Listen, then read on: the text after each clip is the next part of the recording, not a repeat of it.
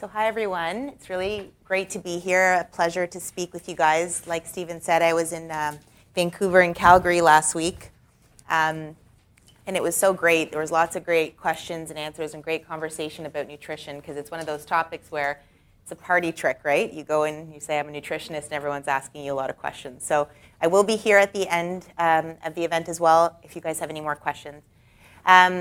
Like Stephen mentioned, I'm a nutritionist. I actually work with executives downtown Toronto at Bay and Adelaide, and I do executive weight loss coaching.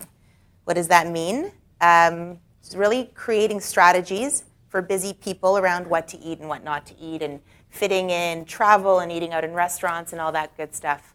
Because realistically, if you have you can have a great concept of what a good diet is, but if you can't follow it, if you're not compliant, then it doesn't mean anything. So I want to start off by asking everyone a couple questions. So who, raise of hands, is confused about the topic of nutrition? Because there's so much information out there. I'm confused too, right? Okay. And who here struggles with knowing what's healthy, what's not healthy? The information is always evolving. Yeah?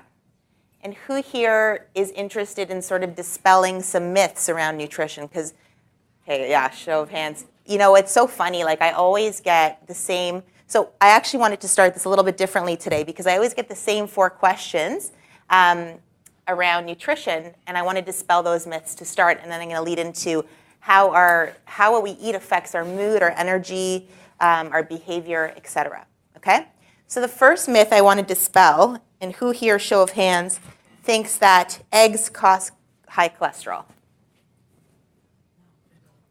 They don't. Okay, but there's still a few that believe that, right? Okay. So about once a day in my office, I get someone that says, but Adele, eggs cause high cholesterol and you want me to eat them. And so I want to really dispel this myth to start, and how it kind of leads into a lot of the other stuff we're going to talk about. So in the 70s, or before the 70s, people thought that eggs caused high cholesterol. So a lot of my clients to date will say, well, you want me to eat eggs for breakfast, but they cause high cholesterol. So that's actually not true for those of you who still believe it to be true. And the reason is that cholesterol comes from the synthesis of sugar, not from fat. So I don't know if any of you know people that have type 2 diabetes or anything like that. There's often a comorbidity, which means it happens at the same time with high cholesterol. And that's not a coincidence. It's because they have a lot of sugar and insulin in their bloodstream. So that's actually not true. Eggs are actually very good for you. They're actually a superfood. So they're almost a perfect food because they have a perfect amount of protein. And the egg yolk in and of itself really protects you from heart disease and from cholesterol. So it's actually the complete opposite of what people think, okay? The second myth. Who here thinks all calories are created equally?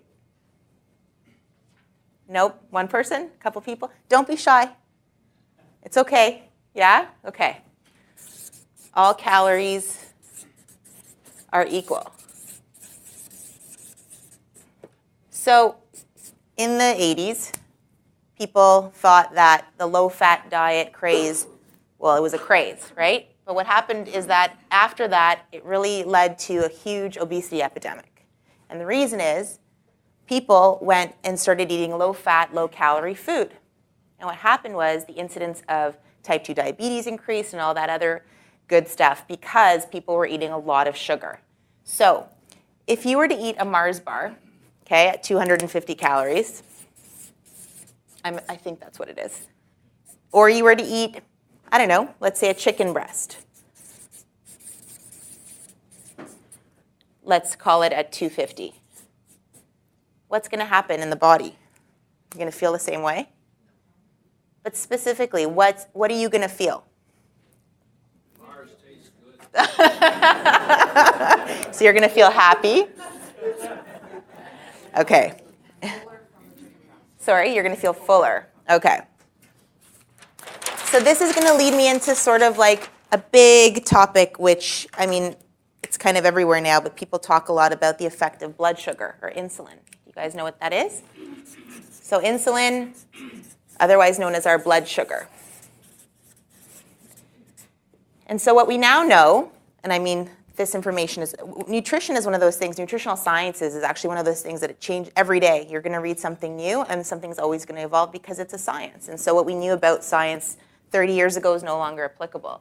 So it's really important to take things with a grain of salt and make sure where you're getting your information from is credible, right? So when clients are like, I Googled it and I found the answer, I was like, oh goodness, right? Because if I said that to my lawyer clients, I Googled what that meant, they'd be like pretty furious. So blood sugar and insulin. So this is actually what leads to weight gain, and especially in the midsection. So when people carry too much weight in the midsection, it's a very high incidence of heart disease, right? So let's look at what sort of happens. So on this axis, we have time, and we have blood sugar here. So I want you guys to think about what the typical American diet, or the standard American or Canadian diet, okay? What do people have for breakfast? Sorry? Cereal. Toast.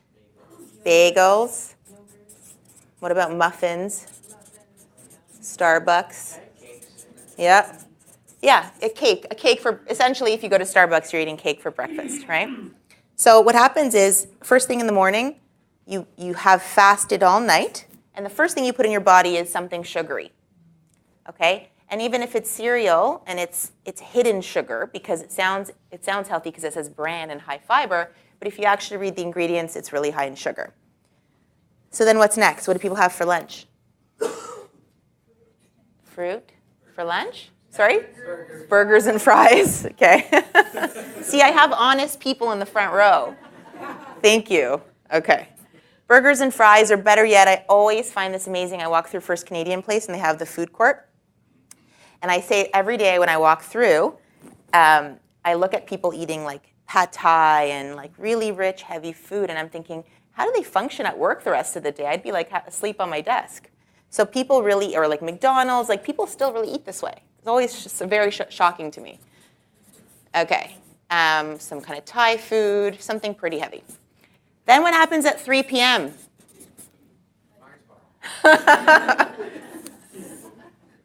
Okay. By the way, this is not an exaggeration. Like this is actually what's happening, okay? Yeah, they need a pick-me-up.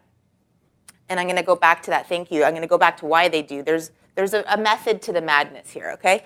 So they have a Mars bar, and then what happens? They come home, and what do they have for dinner? Yeah, and then they go to bed. So like pasta or whatever someone made for them, right? And then they go to bed.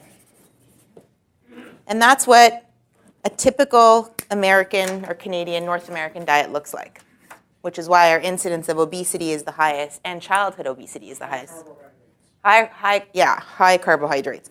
But moreover, not just that it's high carbohydrates, but what's happening is if this is our blood sugar spiking, the technical term for this is called lipolysis. All that really means is that it's the process of storing fat in the midsection. So this is how fat's produced. So back to my conversation about calories, okay? Let's say let's call this a 1,500 calorie day. It's not, it couldn't possibly be, but let's say you even ate this way and it was 1,500 calories. So fine, maybe that's the right amount of calories for you, but the quality of the calories are horrible. So you're constantly doing this up and down thing all day. You're storing fat in the midsection. You're feeling up and down because how we eat, like physically and literally, this is going to relate to our moods, which is why, as you said, what's your name? Ellen. At 3 p.m., people need a pick-me-up. You go to Starbucks and the lineup is like crazy. Can't get a coffee at 3. You have to go at 2:30. That's the trick, okay? So all this is happening because of this cycle. So you're probably asking, so now what? What do I do, right? I don't want to just give you bad news. I want to give you the solutions. So the good news. Have some poutine. Only if you're in Montreal. Okay. So the good news is I want to give you guys some strategies and maybe just some food for thought couple tips on how we can actually reverse the damage, because it is reversible. That's the good news about our blood sugar. So actually, even most physicians would say to patients that have type 2 diabetes, lose 30 pounds, okay, before I put you on any medication, because if you're not going to lose weight and you're just taking a medication, it's just a Band-Aid solution. So strategies for sustainable, let's call it blood sugar. By the way, in your package that you received, there's a handout that I've written out, and there's a lot of this stuff in there as well, okay? But you feel free to take some notes.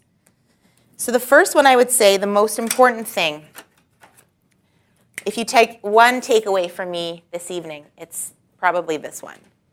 And the first thing I do with clients who are on this roller coaster of blood sugar is I change their breakfast. So that old adage of breakfast is the most important meal of the day is only true, the caveat is, if you're not eating sugar for breakfast, okay? So if you're starting your day with cereal or a muffin or a bagel or toast and there's no protein there, all you're doing is you're turning on certain hormones in the brain that tell your body to store fat. And then you crave more sugar. So who here, if you eat sugar for breakfast, you end up craving it all day? Yes? Like if I eat a muffin for breakfast, which I have done in the past, I'm not going to lie, later on I'm just like, I feel like I can't get enough of the carbs. I just keep going and going and going. So changing the breakfast is the most important thing that I would say, and changing it to what? Protein. So back to my conversation about eggs. Eggs is one of those proteins that because it's so complete and it has so many nutrients, it really changes the way your hormones act the rest of the day. So you won't get that 3 p.m. crash, or you shouldn't anyway. And they are such a complete food that there's something that you could eat 2 eggs every day. It doesn't cause high cholesterol. All it will do is actually bring your sugar down. The other thing is, because why I say the breakfast is the most important thing is that first thing that you put in your body after you fasted all night is the most important thing, because it will tell your hormones what's happening in the rest of the day. Make sense? Okay. Any questions there so far? Yes? Is there a difference between the types of eggs you eat? Like for breakfast? Because I've seen some people train and they put the yolks in their mug compared to eating it hard-boiled. Oh, like you mean if it's raw versus hard-boiled? Yeah. I don't think I would ever say eat raw eggs, because you could get salmonella from that. But I mean, at the end of the day, an egg's an egg. So in order for, and by the way, I don't know if anyone here eats egg whites only. Don't do that. No egg whites only. Because the yolk's actually the good stuff. That's the stuff that's actually the most important. Yeah? Stores sell something called omega-3 and imply it's good stuff. Yeah. It costs more. If it costs more, it must be better, right? So is organic. So is the question, is omega-3 eggs better?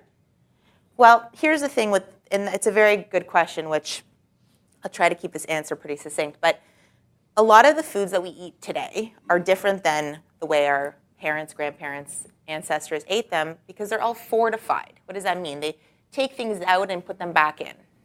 Eggs, in general, are high in omega-3 fatty acids, because that's how they are by nature. So you don't necessarily need to buy eggs plus omega-3 that are more expensive. You're better off buying eggs that are free-run or organic, because there's no hormones added to them or antibiotics. Make sense? Okay, another thing to keep our blood sugar steady, to avoid that lipolysis and fat production. Yeah? There's a That should be my other myth that I dispel. Because in Calgary and Vancouver, I remember saying, okay, stop eating cereal for breakfast, and everyone had like, it was a disaster, you know? Okay, so are all cereals bad? I mean, if you actually read food, and reading food labels is actually a seminar I could speak about for an hour, because knowing how to read a food label properly is very hard, and a lot of people don't do it right. But most cereals, even if they're touted as healthy, will still have over 20 grams of sugar per serving. And that's a lot of sugar, just in the cereal. plus you're adding the milk, which has sugar. So my short answer is no, there's cereals that are better, like all bran and all that stuff. But in general, I think that as North Americans, we're one of the only cultures that eats cereal for breakfast. If you go to Spain, they don't do that. Europe, they don't do that. What do they eat for breakfast? No. Paris, they eat croissant. But they eat eggs, they eat meat, they eat like dinner for breakfast. We eat sugar for breakfast. And then we wonder why kids are running around with ADD and behavioral disorders and all that kind of stuff. And why we have so many like allergies and intolerances is because everything we eat, like if you look at cereal, the first like 4 ingredients are like the first ingredient's probably sugar. So no, I personally don't recommend cereal to my clients. Things like shredded wheat. It's supposed to only be wheat. So let me get back to that, okay? Let's pause on that for a second. Yeah, that's like a whole other, okay. So what I was gonna say is one of the other things to keep blood sugar steady, okay, is eating more frequently throughout the day, right? So smaller meals, what happens there?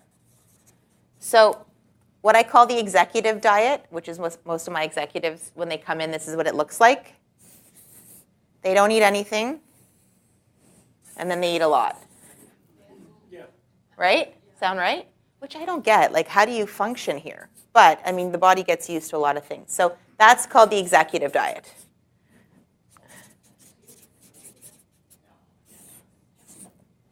Not a good diet, okay? So what I actually think is one of the most important things in keeping your blood sugar steady is feeding your body. What happens is when you feed your body frequently small meals throughout the day, that's what your blood sugar looks like. That's how it should look, right? And then that stabilizes your mood and your energy. Who here feels energized at 3 p.m.? Nobody, right? Because of the way that we eat. So smaller meals throughout the day is a really good thing to do as well. And that actually keeps you from storing fat, and it keeps you more in like a sustainable fat burning mode. Make sense? Okay, this one is very important. Water.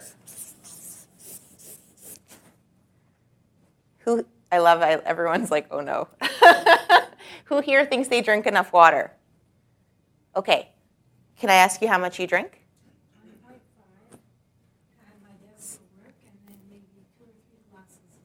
Okay, you're pretty good.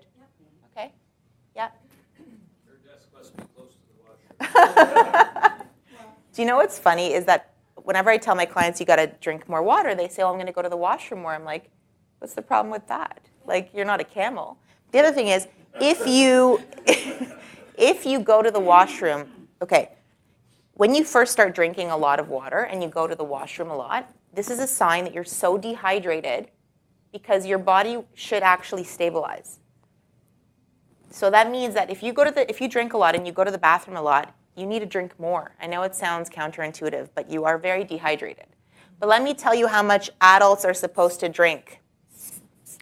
Half their body weight in water ounces.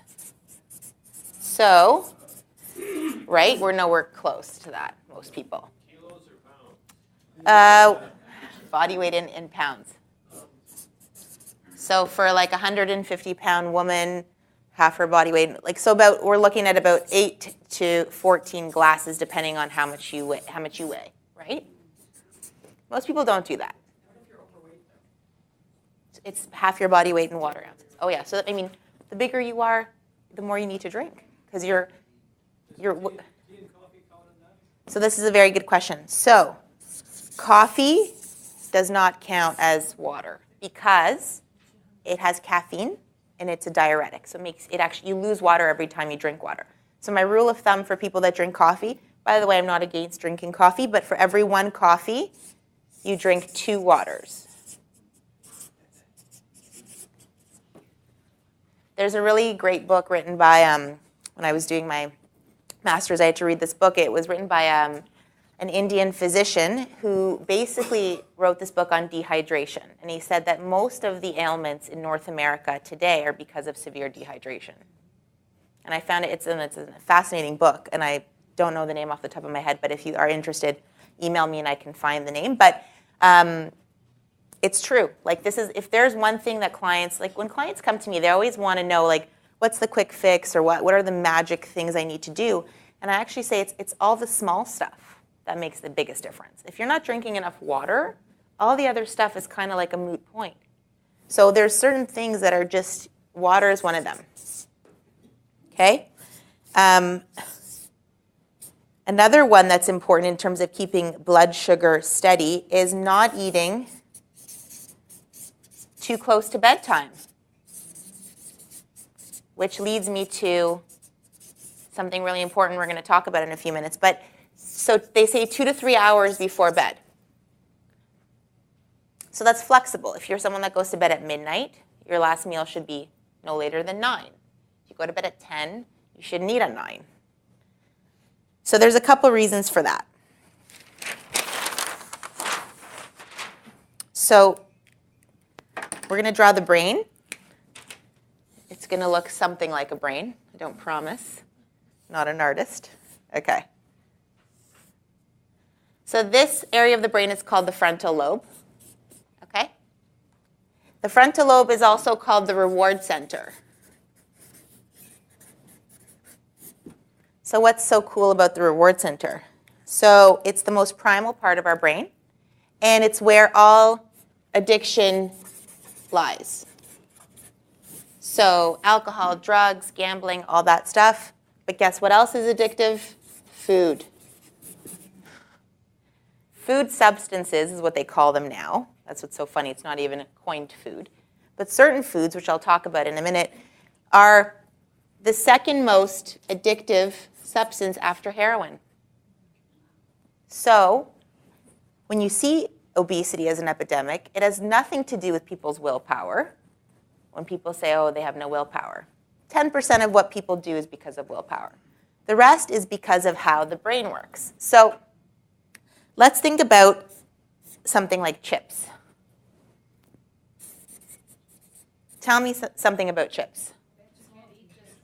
Yes, that's amazing. Okay, you can't eat just one.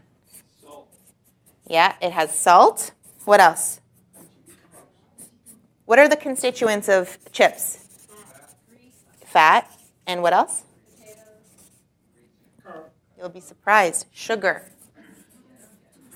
So, sugar, fat, and salt together is a lethal combination.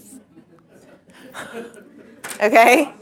It's called hyperpalatable. So think about what that word means. Hyperpalatable. So your palate, it's hyperly sensitized to sugar, fat, and salt. So let's say I go and I eat just one chip, which is impossible. I want someone here to prove that they can eat one chip. Okay, so I eat chips. What else is, we're going to call that hyperpalatable, okay? What else is hyperpalatable?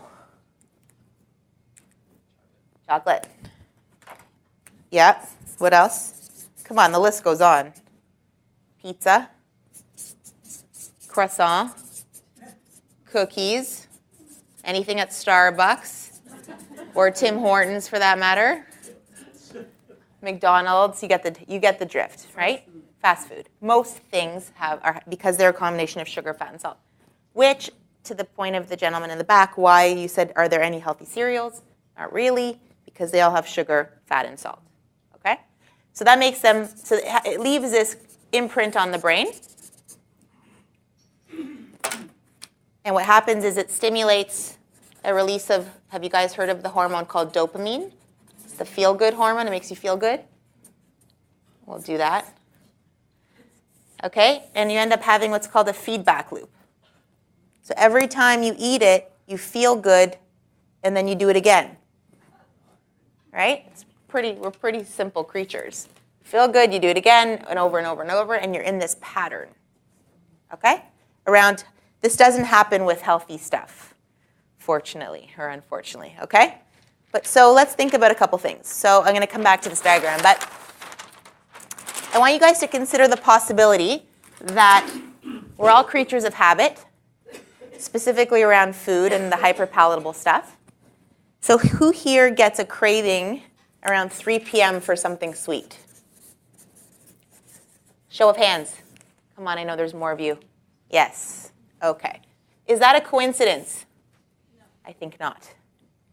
Okay. So think about, because I'm in neuroscience and I am very fascinated by a Russian scientist named Pavlov. You guys have heard of Pavlov? He started the whole behavioral movement, okay? So Pavlov was a Russian scientist who had a dog, and he trained the dog to salivate to the sound of a bell in the absence of food. So what he would do is he would actually start the dog with, the dog would have food, he'd ring a bell, the dog would salivate, and he would condition this dog.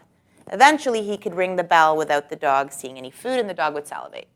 And this is what he coined a conditioned response. Cool. So what?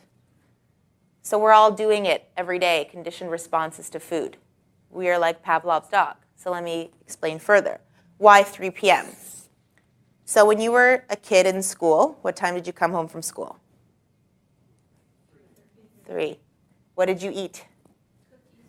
Yes. You didn't have broccoli and carrots. Okay? Let's be honest. We had cookies and milk. I know. It's another thing to blame the parents for, right? Okay. So guess what? That's hyperpalatable. So what happened to the brain? So is this not that same feedback loop? Okay. What other time of day do you get cravings? I heard a sigh like, oh no, this is all changing my life. It's good. I want this to shed some light. What time? Yes. Before bed. So I would call it like 9 p.m. onward. People are, it's actually what I call nighttime eating pattern. So there's like 6 behavioral patterns that people fall into. And one of them is the afternoon. And the other one is this nighttime eating pattern. So why nighttime eating pattern? Well, for the same reason. I mean, a lot of us would eat later at night, especially university if you're studying and you're kind of like cramming and you're eating chips. So what's happening as an adult, your adult brain is really no different than your childlike brain in a lot of ways when it comes to patterns. So those are some big ones. What are some other patterns? So we have nighttime eating pattern, NEP. We have the afternoon. Coffee break. Huh? 10 o'clock in the morning, coffee break. 10 in the morning, that's an interesting one. Yes, it's not a common one that I see, but let me list the 6 ones and you tell me if you feel, okay. So the other one I would say is the social eater. So events like this, for instance, right? Maybe you eat things that you would normally not eat, but because it's social, you eat. Sorry? My burgers are bigger than the one they give us. Yeah. Well, they're little, they don't count, right?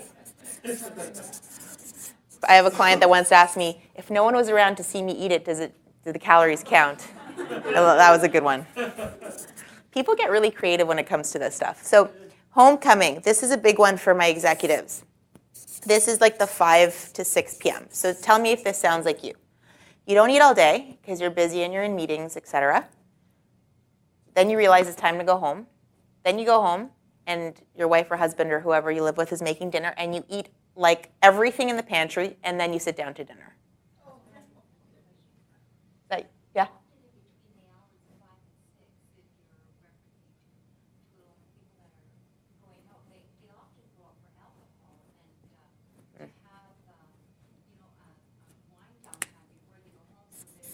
Oh, yeah.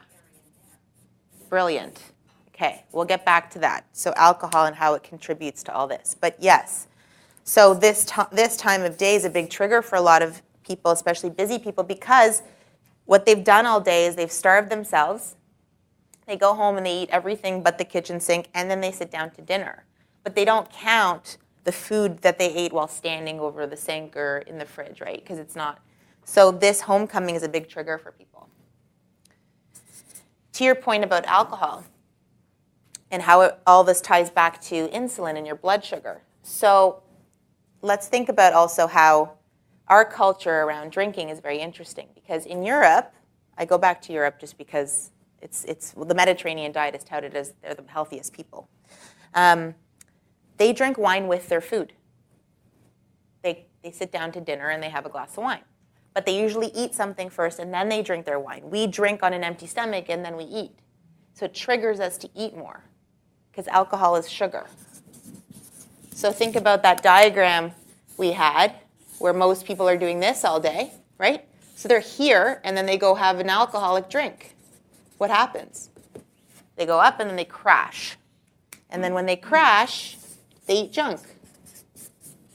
So the thing is, it's not even people's fault because your hormones are acting independently of you, right? You can't direct your hormones just by thinking about them. But if you're eating this way and then you're drinking alcohol on an empty stomach, like you said, around 5 or 6, like you're just finished work, you go out for a beer or a glass of wine, and then people are like, oh, let's order nachos. That sounds like a great idea. So you eat the nachos, and then you go home and you eat dinner. You know what I mean? So this is a cascade of events.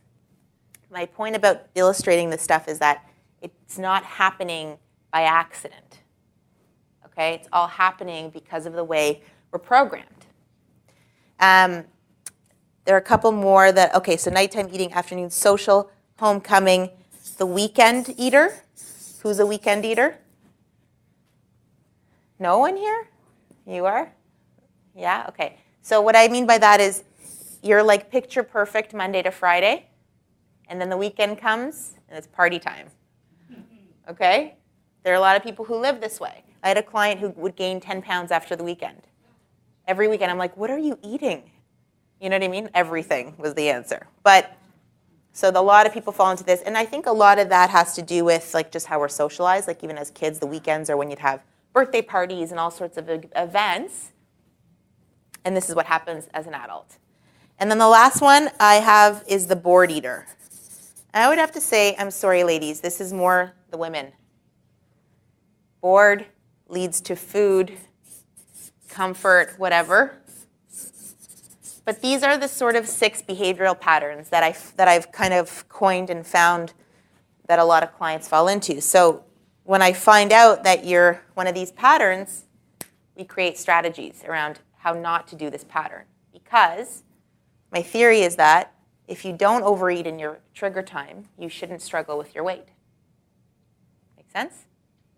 Because if I'm the picture perfect nutritionist person, okay? So if I start my day off and I have my great breakfast and my lunch and everything, and then I get to 3 p.m. and every day at 3 p.m. I go and I have like a bunch of cookies or something, and then I'm picture perfect at dinner, this is always the setback. Or if I'm nighttime eating pattern, even worse, because at this time of day, there's a lot of research too around why at night you're more vulnerable. A lot of it has to do with because it's dark, your brain doesn't secrete as much serotonin, which is your feel-good hormone. So people really overdo it here. So if I'm always overdoing it at night and I'm eating salads for every meal of the day, but then it doesn't matter because this is always the setback. So it's kind of like figuring out this stuff is really important. So this is in your notes. One of the things you can even start with is going through this in the privacy of your own home and asking yourself the question, do I fall into one or more of these categories? Okay? Yes? That's a very good question. And what's your name? Sorry? Joan? Okay, so Joan asked, well, what if you eat, let's say your nighttime eating pattern is your pattern, okay? I would actually say that 80% of people fall into that pattern.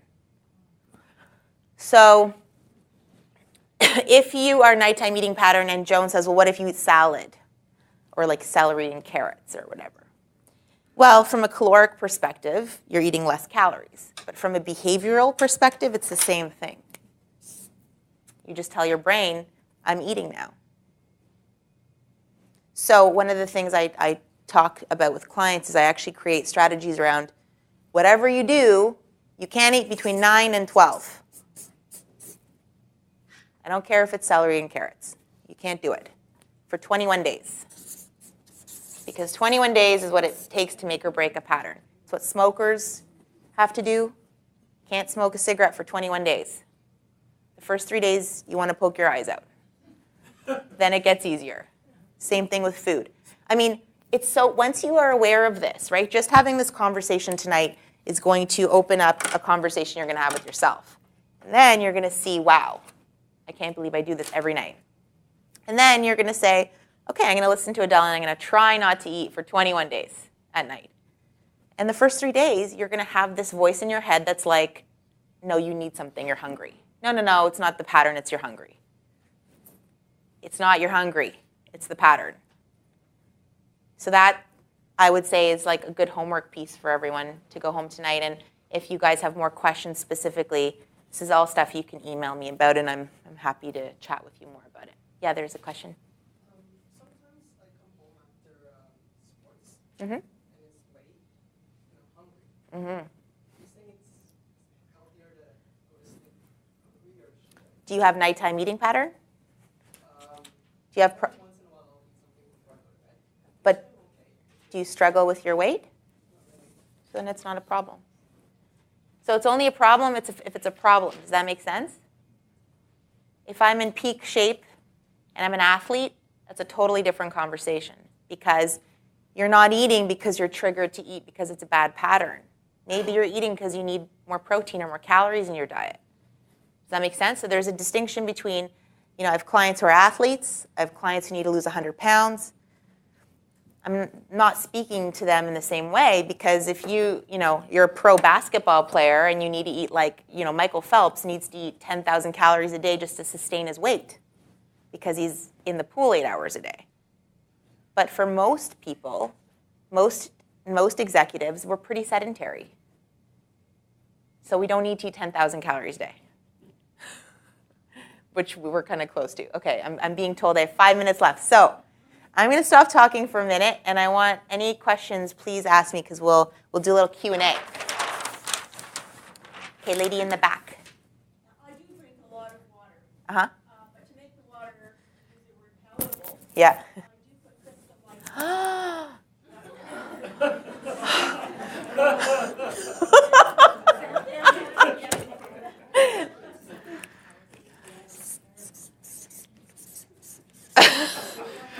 Was my response? Okay. It said it all? I'm really bad at hiding how I really feel. Okay. So, what's wrong with Crystal Light, you ask? So no, the answer to your question is no. Don't do it, okay? If that's the one thing you change today, sorry, I didn't catch your name? I'm also Joan. Okay, wow. So if that's the one thing you leave here with and you say, okay, Adele said don't drink Crystal Light, I'm telling you it's going to save you your life and everything else. Because aspartame is what Crystal Light is made out of. And aspartame is a neurotoxin. What does that mean? Neuro means the brain, and toxin, we all know what that means. The brain toxin. So what they actually, when they do, so how the FDA tests whether or not something is good or bad is they do a bunch of experiments on lab rats. And they did, back in the 90s, a bunch of experiments with aspartame, and they fed lab rats, one group a placebo, one group water with sugar, one aspartame, one a control group. And what they found is that a couple things that were interesting that they didn't know was going to happen was that the rats that ate the water with aspartame, well, they would develop tumors in the brain. Okay, so let's... Sorry? It's considered bad. Yeah. So tumors. Yeah. Just tumors in the brain. Okay. Number two is they actually developed what was called sugar dysregulation. And this is actually important. So what that means is that the rats that would have the water with aspartame, they would crave more sugar than any other group, and they gain the most weight. But clients go, but aspartame, like, isn't aspartame calorie-free? This is the whole notion about calories are not just calories, because it made them crave more sugar. And so they would eat more sugar later, or like humans actually eat more sugar later when they drink diet products. But what's worse is that the pancreas, which secretes insulin, doesn't know the difference, because when you put something in your mouth that's sweet, the same cascade of events happens as if it was sugar. Isn't that interesting? Which is why the diet industry doesn't work. Because if it did, everyone drinking Diet Coke would be really skinny. That's not the case. Usually people that are overweight drink a lot of Diet Coke. So I guess if the tumor thing doesn't scare you, then the fact that it makes you fatter should. Okay? So my answer is no. Absolutely, irrevocably, no. Don't do it, because you're better off not drinking water than drinking water with that stuff in it. I hope that made sense. Okay, good. Point taken. Okay, yes.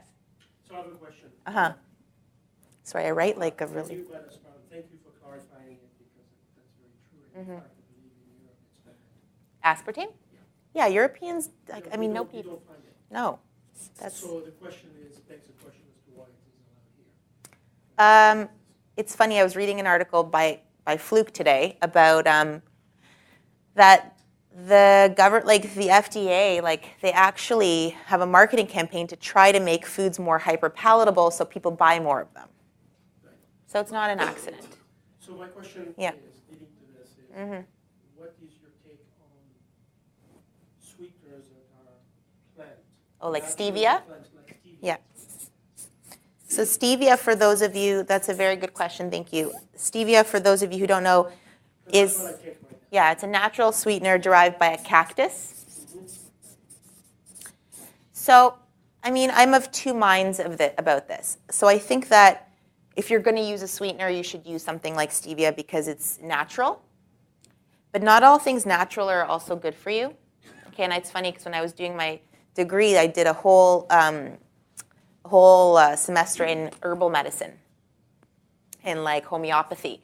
And one of the things that was interesting is you actually realize sometimes natural stuff's even worse and actually harder on the body, right? Because just because it's from an herb doesn't mean that your body knows. So the point is, stevia is okay because it's from a cactus, but the thing with stevia is it's 1,000 times sweeter than sugar.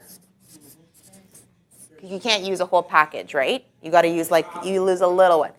So what's it telling the body? Is it causing sugar dysregulation? Maybe. I mean, I don't have the proof. This is just my theory. My theory is that 30% of digestion happens in the mouth with saliva. Sorry, I'm writing very messy. I hope you guys can read this. 30% starts in the mouth. So if I put something sweet in my mouth, I'm starting the same cascade of events as I would if I was putting sugar. Your pancreas starts to produce insulin, and you start to have that same response. So I guess my short answer, my answer to your question is just try not using sweeteners. Because what's interesting about the body and the brain is you can adapt to anything. So I know that I have to. So I know that there's probably more questions. I'll be here. And again, there's cards and stuff in the front. You guys can always email me. Thank you for being such a great audience. Thank you.